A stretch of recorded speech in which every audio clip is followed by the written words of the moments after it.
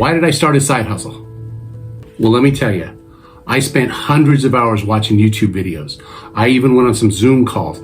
I bought the online courses on how to make millions in the next 90 days. And I worked hard for 4 hours a week for 6 months. And here I am 6 months later. I've got $100,000 in the bank and a multi-million-dollar business, just like the guru said it would happen. You believe that? I got a car I want to sell you.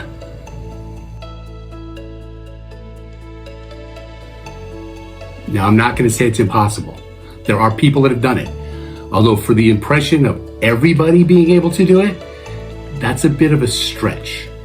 Watching all of these people talk about turning hundreds into tens of thousands of dollars, that it's very easy, I got a hard time with that one.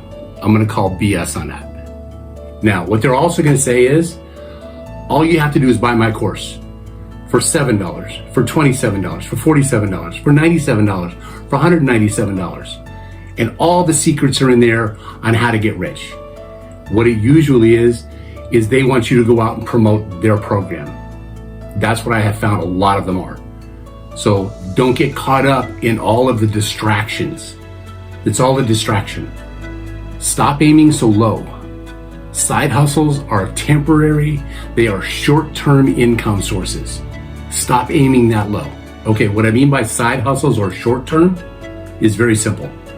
They're designed to be quick hits, to make fast money, and to get in and get out. Businesses are designed for long-term, life-changing income. That's what you want to do. Stop being distracted by the side hustles, the get-rich-quick schemes. Guess what? You're going to have to do the work. Sorry to tell you, that's what you're going to have to do. It's time to stop watching videos, reading books, talking to people, going to seminars, and procrastinating. It's time to get started. Procrastination is the biggest success killer. It robs you of both time and confidence. Stop coming up with reasons or excuses. You can't start yet. I'm too young. I'm too old. I'm broke. I'm not as cute as someone else is. I'm bald. I'm fat. I don't have the education. I have no business experience. These are all excuses, especially today. The world does not care what you can't do. It only cares about what you can do. Your research should only take about 30 days to figure something out that you can possibly turn into a business. Businesses are either product or service oriented. It's one or the other, or it may be a combination of both. That's it. Here are 4 questions you need to answer. What need can I fill? Every product out there was at one time an idea. A car, a cell phone, coffee cup, a piece of furniture, baby diapers, or glasses. As for services, a plumber, an accountant, a lawyer, a dog walker, a babysitter. These were all at one time just an idea. Always have a notepad with you. Put notes on your phone, have a note section, put it on your laptop, put it on your desktop. Always be able to write notes down about any ideas that you have. No matter how wild, no matter how crazy it is, come back later and look at it. Although write it down in that moment, simply because you will forget it. I know I have. Don't wait for the perfect business to come up and bite you. It won't. How many times have you thought of something only to find out 6, 7, 8 months later, somebody else thought of the same thing when you had that idea first? I know it's come to me a couple of times. There are all types of businesses that fill needs. DoorDash, Instacart, Uber, Lyft, Priceline, accounting help, H&R Block, a seamstress, computer repair, programmer, software writer. What problem are you looking to solve? How big is the potential market? How big is the market opportunity? Who are your potential competitors? How can I solve or improve the product or service? Now comes the fun part, solving the need. Follow this approach and you should have plenty of ideas to research. Decide how you are going to solve this problem or challenge.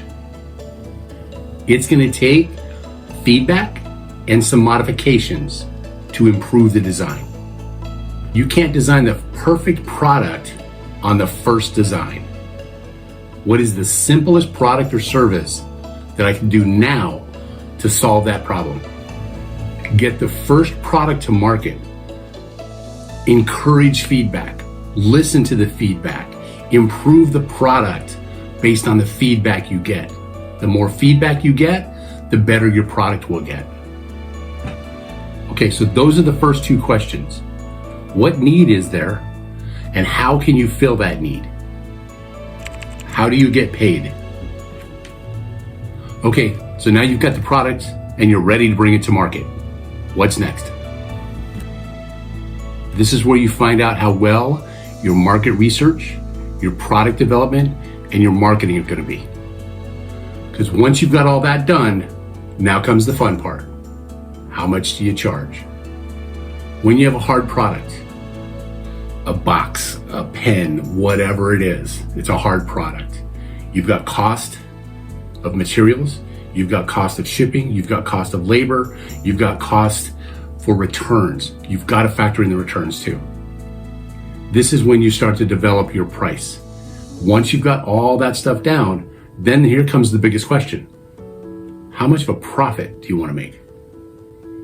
Okay, so now once you've got all that calculated with your profit margin, now you're ready to go to market.